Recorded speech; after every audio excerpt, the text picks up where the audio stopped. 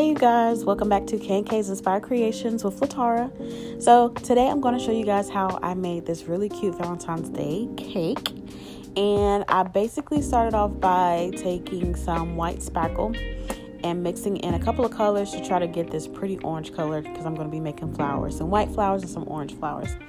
So I started with some mica powder. It's kind of like a pink color. I don't know if that was the color I was going for, if it was pink or if it was orange originally, but I started off with some pink mica powder, and then I added in some food coloring. I want to say that was maybe like yellow food coloring, and then I'm going to add in some red food coloring, and that's pretty much what kind of gave me that pretty orange color that I was looking for.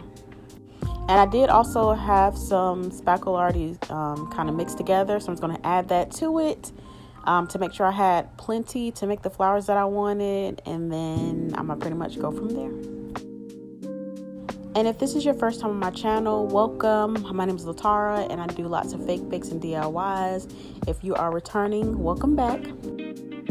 So next thing I did do is, like I said, I did grab a box from Dollar Tree. It's like a round box.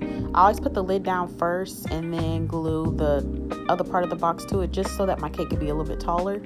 And plus I don't like to waste pieces. So I am taking some white spackle. That's going to be my icing. This is Fast and Final Lightweight Spackle by DAP. And I am just going to go ahead and try to ice this cake. So this is my second time icing a cake. The first time was the very last video that I did when I made that pink and white cake. So this one's going to go a lot smoother than the very first one. I'm not going to say I'm like an expert or anything like that. I'm still very new to like icing a cake. But I do feel like I did a much better job icing this cake than I did icing the first cake. I think I learned that it was, I don't know. I thought I had learned that it was better to ice the sides and then ice the top, but to be completely honest, I genuinely still don't know. And these are the only two fake cakes that I've iced, so I'm not sure.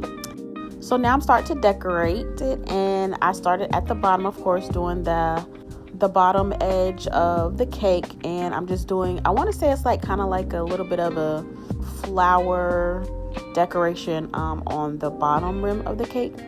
And then I'm going to go ahead and add in that orange coloring that I had got together earlier, and go ahead and put it in a piping bag so that I can now start on the cute little flowers that I wanted to do all over the cake. And as always, I do want to take a second to thank you so much for watching my videos. You can be watching anybody's videos all over the internet, but you're watching mine, and I'm very much appreciative of it. If you're not already subscribed to my channels, please subscribe to my channel. Like I said, I do lots of fake bakes and DIYs. I really appreciate it. Definitely comment. I read all the comments, like, and please share. And again, thank you and enjoy, and definitely let me know what you think about the end result in the comments.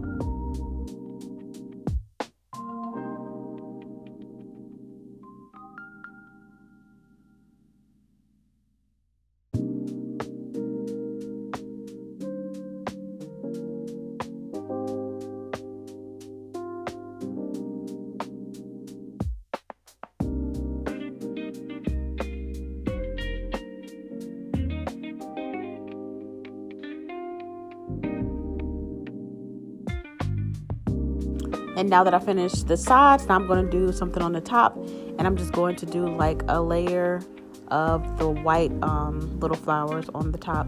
My goal is to leave the middle open because this is supposed to be like a riser. When I say riser, something like you could put a candle on it, like a candle holder.